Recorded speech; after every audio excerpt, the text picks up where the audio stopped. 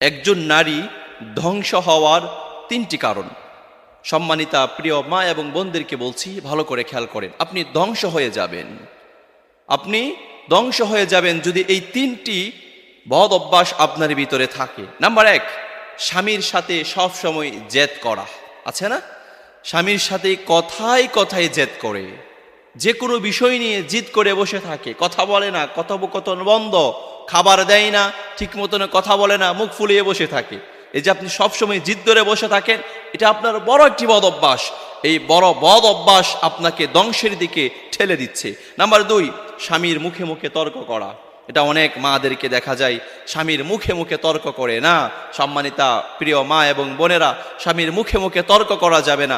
স্বামী একটা কথা বলেছে, আপনার ভালো লাগছে না, আপনি মাথাটা নিচের দিকে দিয়ে ঠান্ডা মাথায় সেটা শ্রবণ করেন, কোনো কিছু উত্তর দিয়েন না, দেখবেন স্বামী আস্তে আস্তে করে ঠান্ডা হয়ে যাবে। তাহলে স্বামীর মুখে মুখে তর্ক করবেন না।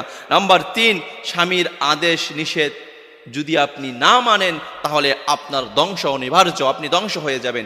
স্বামী যেটা নিষেধ করেছে সেটা করা যাবে না, স্বামী যেটা আদেশ করেছে সেটাই করবেন। যদি এগুলো করতে পারেন তাহলে আপনি ধ্বংস হবেন না। আর যদি এই 3টি কাজ আপনি যদি না করেন, তাহলে কিন্তু আপনি ধ্বংস হয়ে যাবেন।